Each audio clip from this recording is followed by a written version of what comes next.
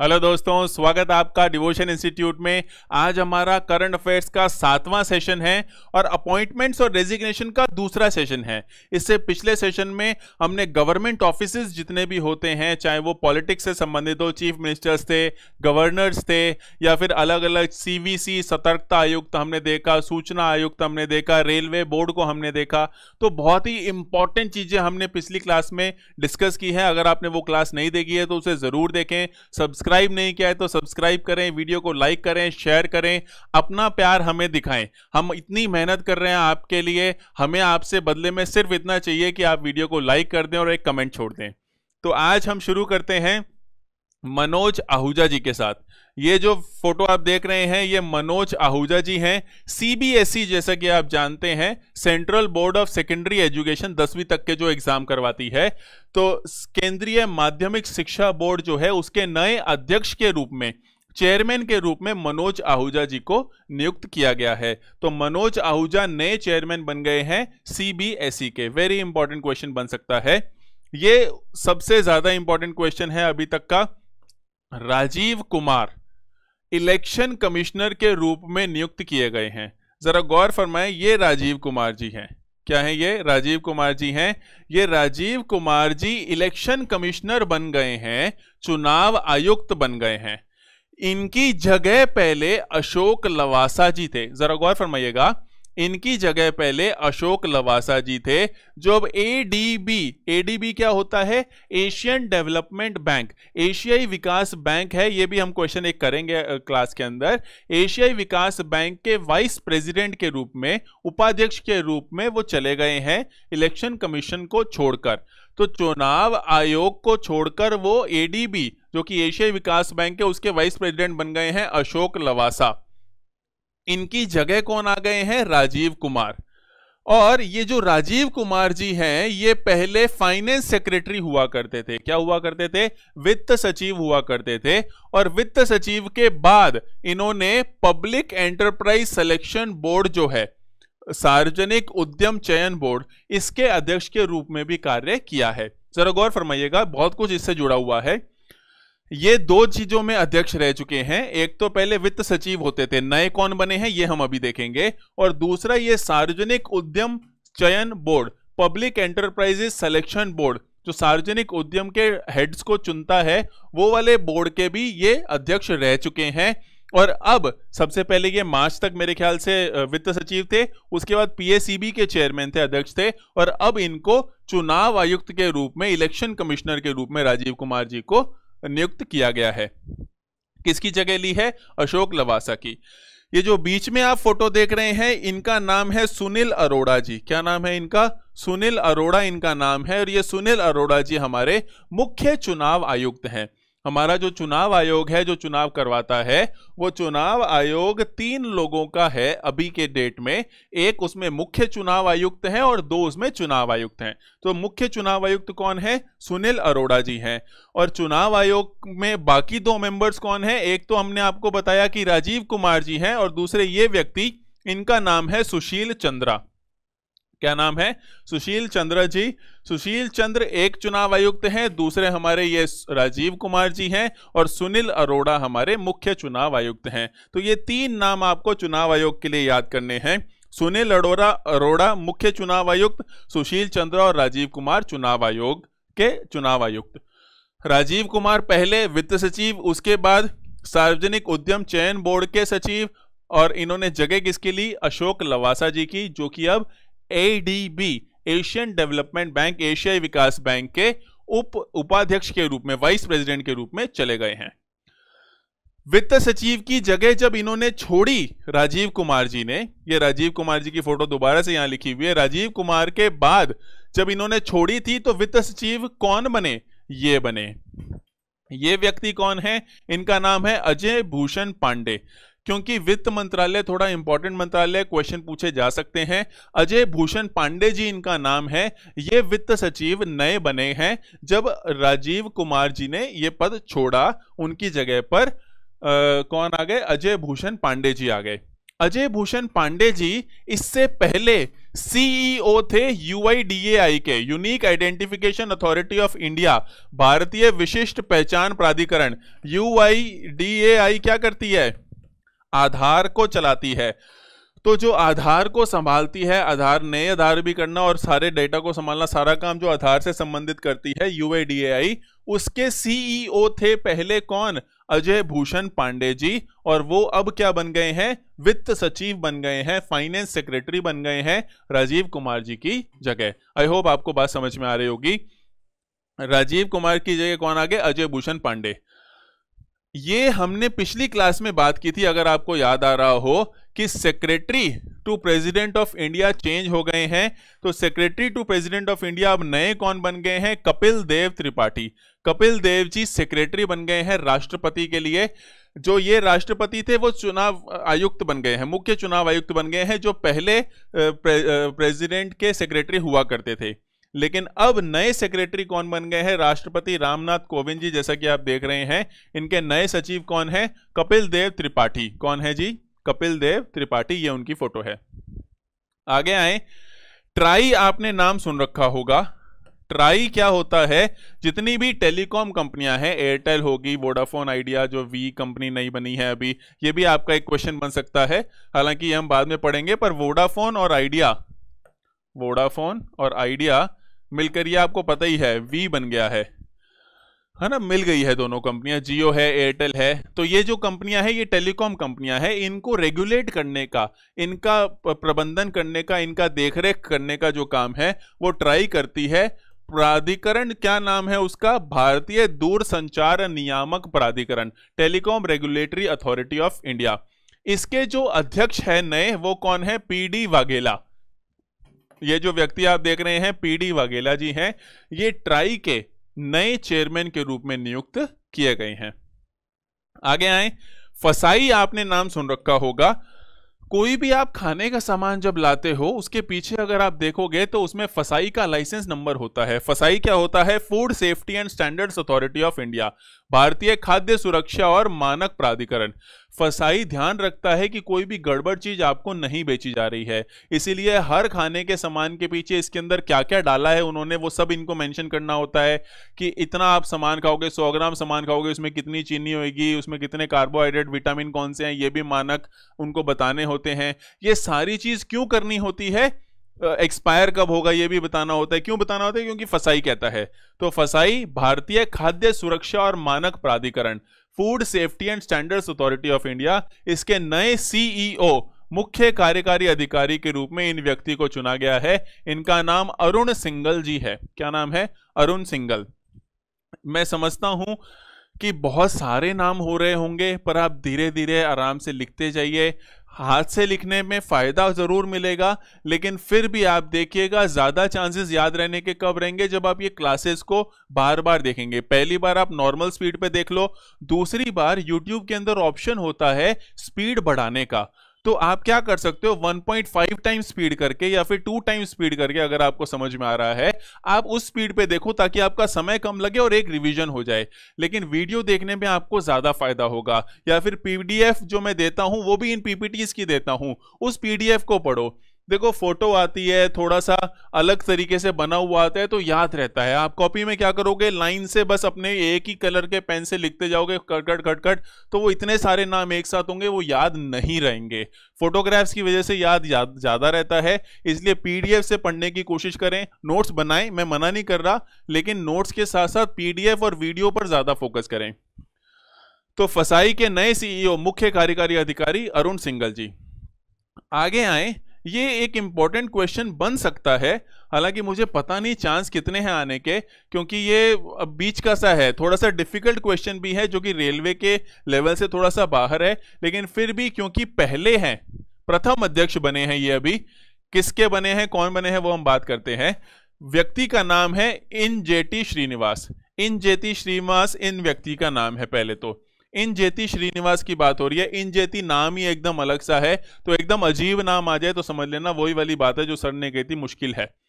इंजेती श्रीनिवास पहले अध्यक्ष बने हैं किसके, international financial services centre authority के। क्या नाम है? International financial services centre authority, अंतरराष्ट्रीय वित्तीय सेवा केंद्र प्राधिकरण। अंतरराष्ट्रीय वित्तीय सेवा केंद्र प्राधिकरण, ये जो international financial services centres authority है, ये एक नया प्राधिकरण बनाया गया है। अंतरराष्ट्रीय स्तर पर जो वित्तीय सेवाएं दी जाती है, ध्यान से सुनिएगा, अंतरराष्ट्रीय लेन देन के लिए जो वित्तीय सेवाएं दी जाती है, उनके ऊपर जो नियामक है, उनके ऊपर जो रेगुलेटरी बॉडी है, जो उसकी देखरेख करेगा कि वहां पे कोई गड़बड़ नहीं हो रही, उसको बोलते हैं IFSCA। ध्यान दीजिएगा, IFSCA क्या है? अंतरराष्ट्रीय स्तर पर जो लेन देन होता है उसमें कोई गड़बड़ नहीं हो, यह ध्यान रखने का काम IFSCA का है। एक गिफ्ट सिटी है, इंटरनेशनल सिटी एक बनाई है हमने गिफ्ट सिटी नाम से, गांधीनगर गुजरात के अंदर। वहीं पर IFSCA का हेड ऑफिस होगा, वहीं पर ये लोकेटेड होगी। अभी वही है जो ऐसा काम कर रही है। तो आपके लिए ज्यादा गहराई में नहीं जाते हुए इस एक के ऊपर आधे घंटे की क्लास हो सकती है सिर्फ कि ये है क्या चीज, लेकिन इतना आपके काम का नहीं है, आपके एग्जाम में नहीं आएगा। आपके एग्जाम में क्या आ सकता है? इंजेति श्रीनिवास नाम आ सकता है, IFSCA लिखा हुआ आ सकता है, या अंतरराष्ट्रीय वित्तीय सेवा केंद्र प्राधिकरण। अंतरराष्ट्रीय वित्तीय सेवा, अब आपको समझ में आएगा होगा, मैं इतनी देर से बात कर रहा हूं तो लेन देन में देख रेख करनी है, गड़बड़ नहीं हो रही हो। कहां पर है? Gift city Gandhinagar, GGG, gift Gandhinagar Gujarat, GGG पे है। इंजेति श्रीनिवास उसके पहले अध्यक्ष बने हैं। ये मैं डालता भी नहीं अगर ये पहले नहीं होते तो, क्योंकि ये प्रथम अध्यक्ष है, इसलिए ये क्वेश्चन पूछा जा सकता है। यस, आगे आए। उर्जित पटेल, आपने नाम सुन रखा होगा। उर्जित पटेल जो हैं वो हमारे RBI गवर्नर रह चुके हैं पहले। रघुराम राजन होते थे तो ये डिप्टी गवर्नर थे, उसके बाद ये RBI गवर्नर बने। और अभी उर्जित पटेल जी को NIPFP क्या है? National institute of public finance and policy, राष्ट्रीय लोक वित्त एवं नीति संस्थान के अध्यक्ष के रूप में नियुक्त किया गया है। विजय केलकर जो कि पहले हमारे एक RBI गवर्नर थे और बहुत बड़े ऐसे इकोनॉमिस्ट कह सकते हैं, अर्थशास्त्री कह सकते हैं, उनके स्थान पर अब उर्जित पटेल जी आ गए हैं। ये कम इंपॉर्टेंट इंफॉर्मेशन है, उर्जित पटेल अच्छी इंफॉर्मेशन है। NIPFP ये चीज क्या है? राष्ट्रीय लोक वित्त एवं नीति संस्थान। ये एक संस्थान है वित्त मंत्रालय के अंडर जो राय देता है, सुझाव देता है रिसर्च करके कि भाई आपको कैसी नीतियां बनानी चाहिए इकोनॉमी को अच्छा चलाने के लिए। तो NIPFP के अध्यक्ष के रूप में किसे नियुक्त किया गया है? उर्जित पटेल जी को। ये बात आप समझ रहे होंगे कि आज जो मैं चीजें आपको बता रहा हूं वो पिछली क्लास के मुकाबले थोड़ी कम इंपॉर्टेंट है, लेकिन हम छोड़ कुछ भी नहीं सकते, क्योंकि हमारा लक्ष्य ये है कि जो पढ़ लिया, जो अब करंट अफेयर्स पढ़ रहे हो तो पेपर में करंट अफेयर्स क्लास से बाहर नहीं आए किसी भी तरीके से। तो जितना भी कुछ इंपॉर्टेंट हो सकता है वो सारा घेरा हम कवर करेंगे। यस, आगे आते हैं। रविंदर भाकर, ये रविंदर भाकर जी हैं, थोड़े गुस्से में लग रहे हैं। रविंदर भाकर जी नए CEO, मुख्य कार्यकारी अधिकारी बने हैं। किसके? Central board of film certification के, राष्ट्रीय फिल्म प्रमाणन बोर्ड। ये जो राष्ट्रीय फिल्म प्रमाणन बोर्ड है, जैसे कि आप जानते हैं फिल्म को अलग अलग सर्टिफिकेशन मिलता है। अगर आप देखो फिल्म के चालू होते एक सर्टिफिकेट आता है पहले बना हुआ, उस पर UA लिखा होता है। कभी कोई एडल्ट है मूवी तो उस पर R रेटेड या A लिखा होता है। ऐसा अलग अलग मूवीज का सर्टिफिकेशन होता है कि ये मूवी कौन देख सकता है, कैसे देख सकता है। तो एक सर्टिफिकेट आता है। अगली बार जब आप मूवी देखें तो ध्यान दीजिएगा वो किसका सर्टिफिकेट होता है? Central board of film certification का। इस सर्टिफिकेट के बिना कोई भी मूवी चलाई भारत में नहीं जा सकती। और इसके नए CEO के रूप में रविंदर भाकर जी को नियुक्त किया गया है। क्या नाम है इनका? रविंद्र भाकर। आगे आए, डिफेंस से रिलेटेड, सुरक्षा से रिलेटेड कुछ नियुक्तियां देखते हैं।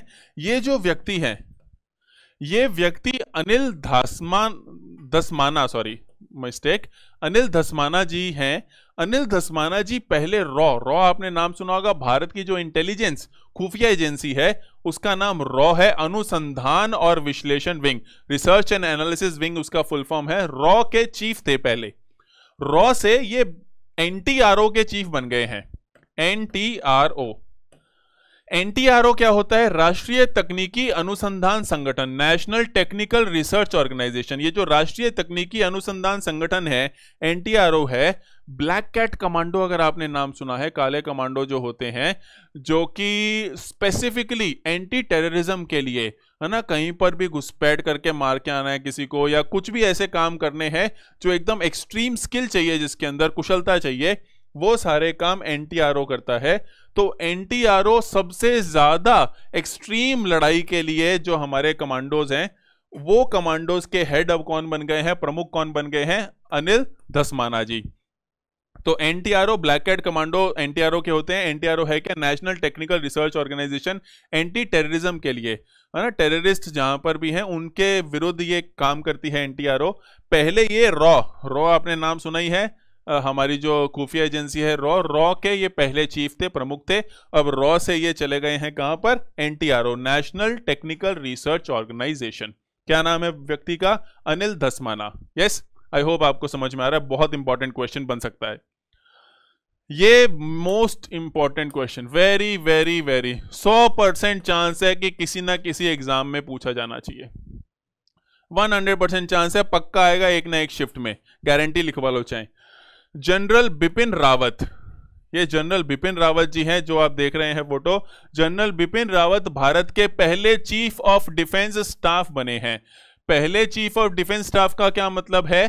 पहले क्या होता था, आर्मी के अलग चीफ, नेवी के अलग, और एयरफोर्स के, थल सेना, वायुसेना, जल सेना, तीनों के अपने अपने मुखिया होते थे, अध्यक्ष होते थे। लेकिन इन तीनों के ऊपर एक बड़ा अध्यक्ष कोई भी नहीं होता था। अभी रिसेंटली प्रधानमंत्री मोदी की जो स्पीच हुई थी 26 जनवरी को, पिछले 15 अगस्त को सॉरी, उसके बाद ये चीफ ऑफ डिफेंस स्टाफ की पोस्ट बनाई गई। और पहले चीफ ऑफ डिफेंस स्टाफ मतलब तीनों प्रमुख के ऊपर भी एक, सारी डिफेंस फोर्सेस के ऊपर, कि ये व्यक्ति डायरेक्टली रक्षा सचिव के साथ बात करके, रक्षा मंत्री के साथ बात करके डिसीजंस ले सकते हैं, ताकि थल सेना, वायुसेना, जल सेना तीनों के अंदर समन्वय और कोऑर्डिनेशन भी बना रहे। क्योंकि जो आर्मी का चीफ है उसको तो आर्मी का ही पता है, उसको नेवी का थोड़ी पता है। लेकिन नेवी वाले को एयरफोर्स का नहीं पता, एयरफोर्स वाले को आर्मी का नहीं पता, लेकिन इसको तीनों का पता है। तो ये जो पोस्ट है चीफ ऑफ डिफेंस स्टाफ, पहले फर्स्ट नंबर के जनरल बिपिन रावत जी बने हैं। अगर आप देखें तो ये जनरल बिपिन रावत जी हैं। Air chief marshal Rakesh Bhadauria ji जो कि हमारे वायुसेना के चीफ हैं, और ये नरवाने जी हैं जो कि हमारे आर्मी के चीफ है। ये अभी नए नियुक्त हुए हैं, इनकी हम बात करेंगे। पर ये तीनों के साथ chief of defence staff general Bipin Rawat इनका नाम है। और वेरी वेरी इंपॉर्टेंट क्वेश्चन है। जो ये व्यक्ति मैंने आपको दिखाए थे, ये वाले जो व्यक्ति हैं, ये यही व्यक्ति हैं। इनका नाम है लेफ्टिनेंट जनरल मनोज मुकुंद नरवाने। ये जनरल बन गए हैं, जरा गौर फरमाइएगा। Chief of army staff lieutenant general है, लेकिन बिपिन रावत जनरल है, बिपिन रावत। तो मनोज मुकुंद नरवाने जो हैं, ये 28वें चीफ ऑफ आर्मी स्टाफ बन गए हैं भारत के। कौन से? 28वें चीफ ऑफ आर्मी स्टाफ। सेना के अध्यक्ष के रूप में इनको नियुक्त किया गया है। मनोज मुकुंद नरवाना इनका नाम है।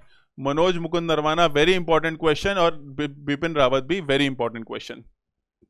आगे आए। ये जो व्यक्ति हैं, बहुत इंपॉर्टेंट क्वेश्चन है। ये भी इंपॉर्टेंट क्यों है एक्चुअली?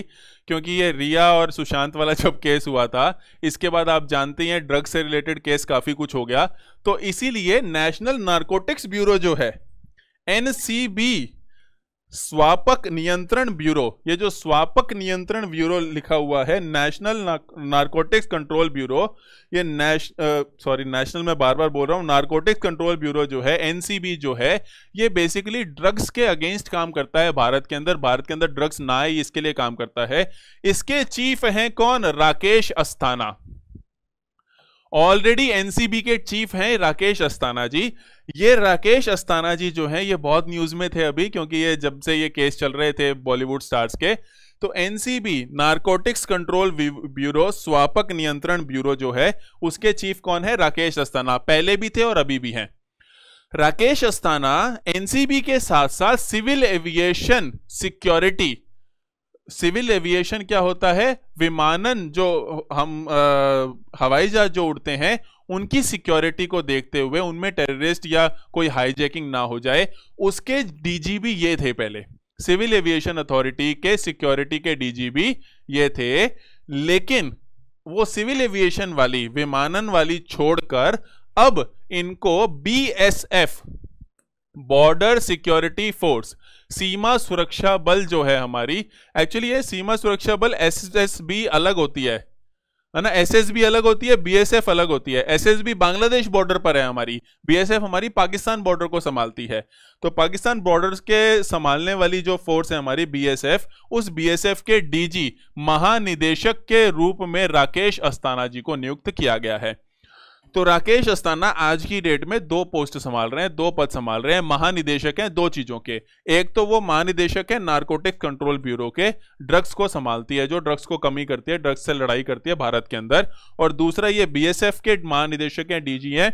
बीएसएफ पाकिस्तान के साथ जो भारत का बॉर्डर है उसको संभालती है। जैसा कि आप जानते हो 5 फोर्सेस हैं, एक फोर्स है बीएसएफ पाकिस्तान बॉर्डर वाली, एक फोर्स है ITBP Indo Tibetan border police जो चाइना का बॉर्डर संभालती है, एक है सीमा सुरक्षा बल जो बांग्लादेश का बॉर्डर संभालती है, एक है CISF central industry security force, ये क्या करती है, जितनी भी सेंट्रल गवर्नमेंट की बिल्डिंग्स हैं, एयरपोर्ट्स हैं, उनकी रक्षा करती है।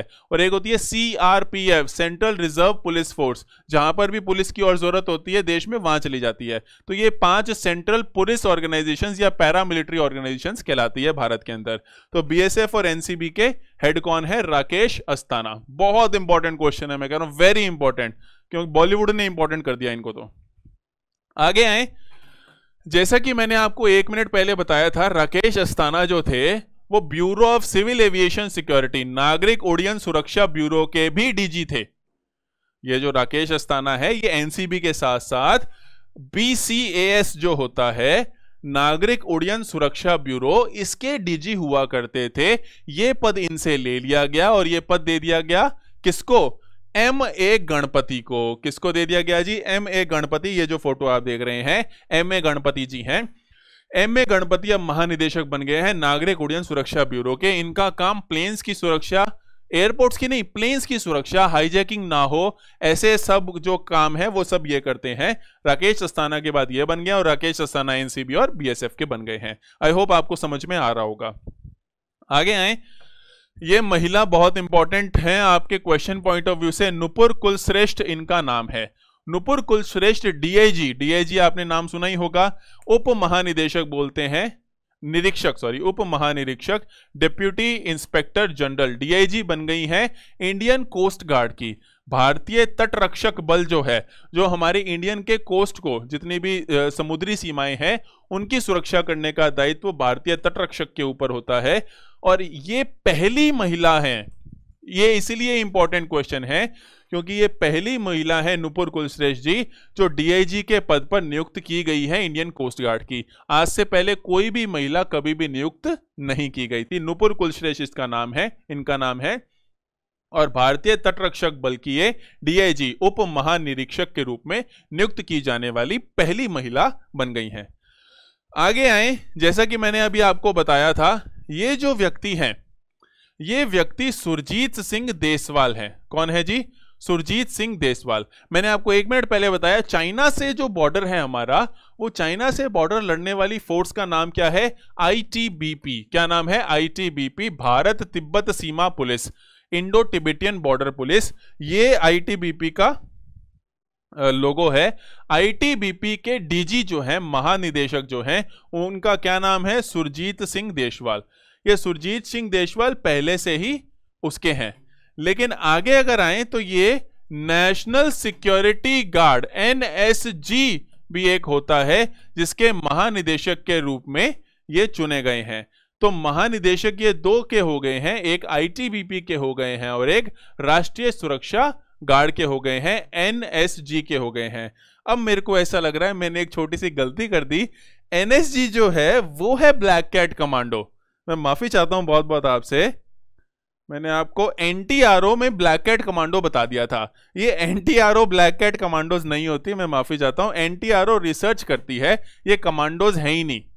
एनटीआरओ क्या करती है, रिसर्च करती है कि कहां पे गड़बड़ हो सकती है, कहां पे अटैक्स हो सकते हैं, जानकारी निकालने का, टेक्निकल जानकारी, साइबर सिक्योरिटी से रिलेटेड, ये सारी जानकारी का काम एनटीआरओ का होता है। मैं बहुत बहुत माफी चाहता हूं, मिस्टेक हुई मेरे से। तो एनटीआरओ का काम क्या है, तकनीकी अनुसंधान करना, रिसर्च करना कि गड़बड़ नहीं हो रही हो।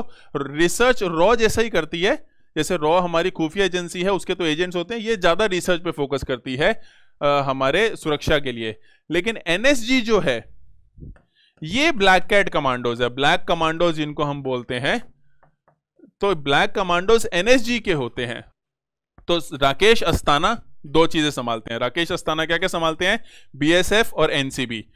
उसके अलावा एमए गणपति क्या संभालते हैं, सिविल एविएशन। नूपुर कुलश्रेष्ठ हमने बोल दिया कोस्ट गार्ड। एनएसजी और आईटीबीपी इन दोनों को अब कौन संभालते हैं, सुरजीत सिंह देशवाल। इन दो के हो गए, एनएसजी के हो गए और आईटीबीपी के हो गए। यस, आगे आए। जैसा कि मैंने आपको बताया था, 5 में से एक सीआरपीएफ भी होती है, सेंट्रल रिजर्व पुलिस फोर्स, जहां पर अपने ही लोगों से लड़ना होता है, जहां पर किसी भी कारण से लॉ एंड ऑर्डर मेंटेन नहीं किया जा रहा है, या फिर आप देख लो कि ये जो जितने भी नक्सलवाद वाले एरिया हैं जहां पे अपने ही लोगों से सरकार को लड़ना पड़ता है, वहां पर आप मिलिट्री को नहीं भेजते, कभी भी नहीं भेजते आर्मी को।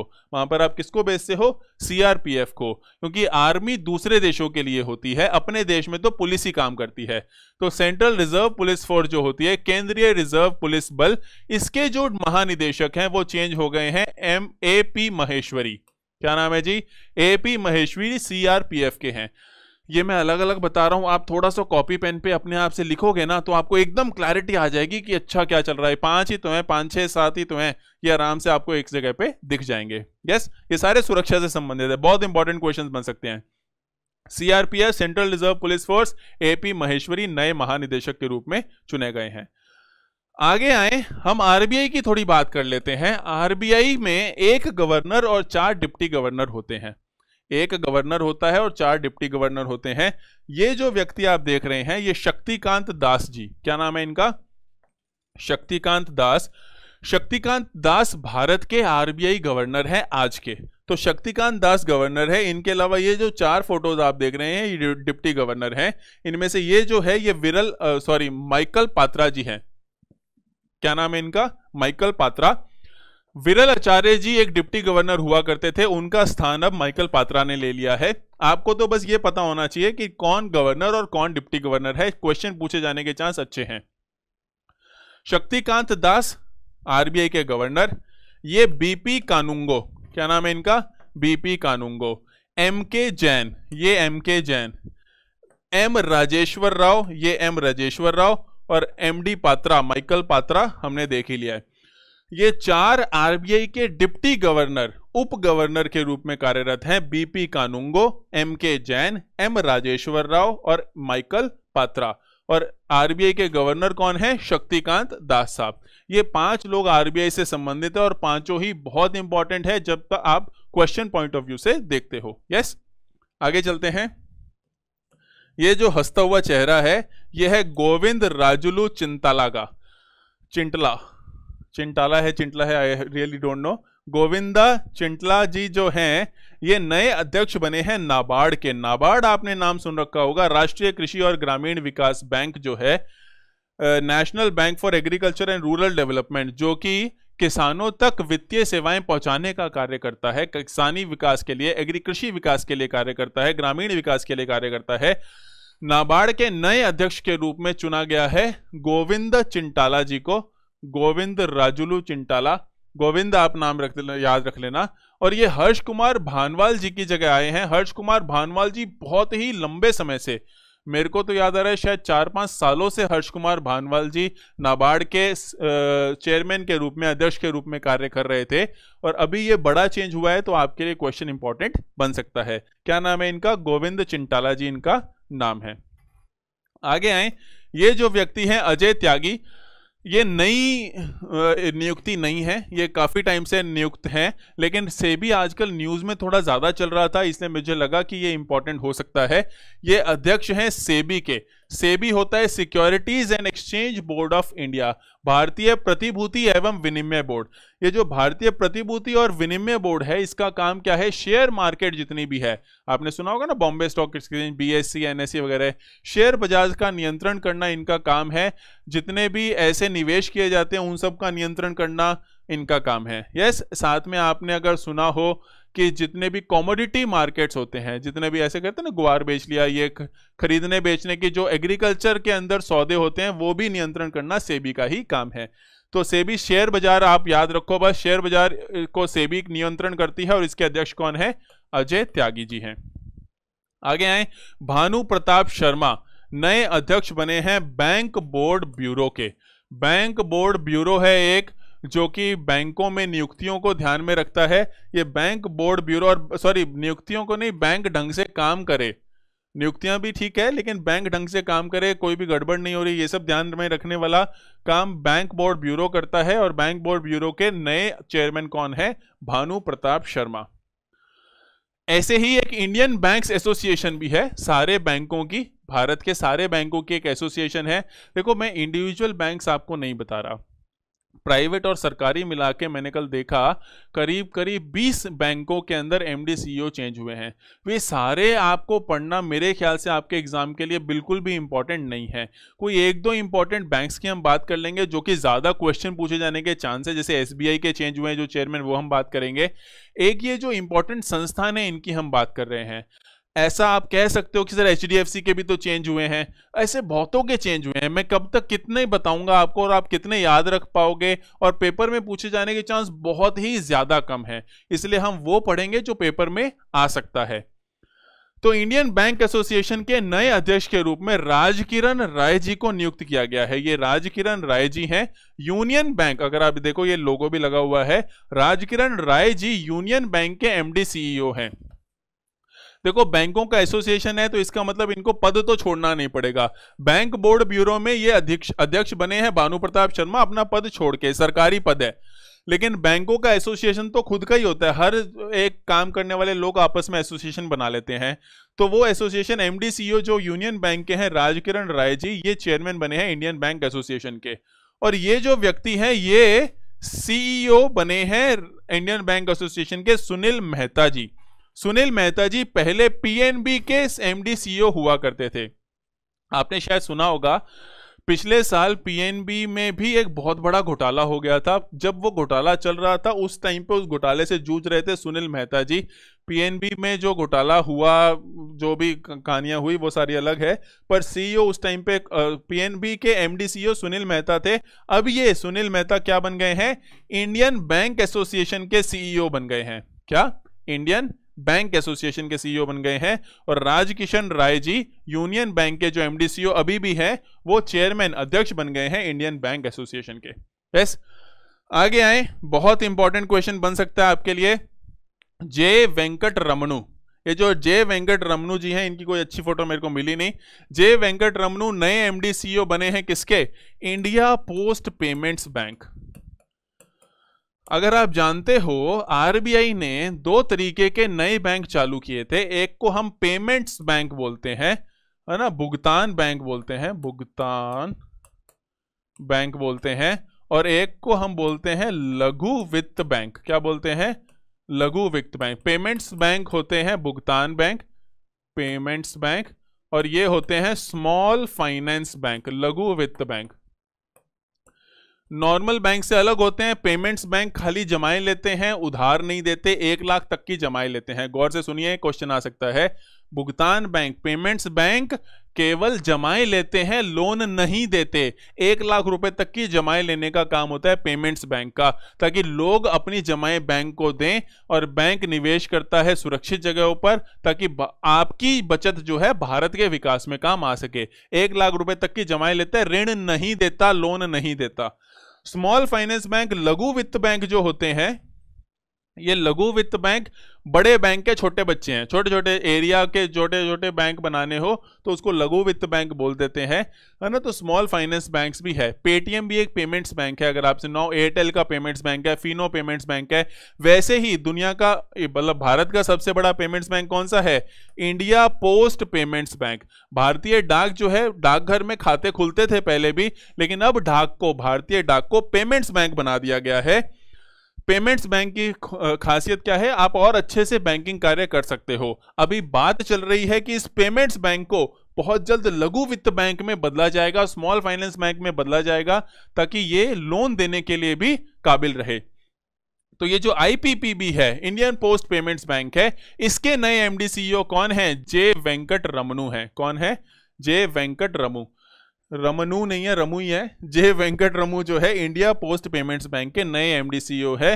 कुछ भी क्वेश्चन आ सकता है, आईपीपीबी क्या होता है ये क्वेश्चन आ सकता है, पेमेंट्स बैंक के ऊपर क्वेश्चन आ सकता है, स्मॉल फाइनेंस बैंक में किसको बदलने वाले हैं ये क्वेश्चन आ सकता है। यस, आगे आए। वेरी इंपॉर्टेंट क्वेश्चन पूछा जा सकता है बिल्कुल। स्टेट बैंक ऑफ इंडिया के नए चेयरमैन, नए अध्यक्ष के रूप में इन व्यक्ति को नियुक्त किया गया है। इनका नाम दिनेश कुमार खारा जी है।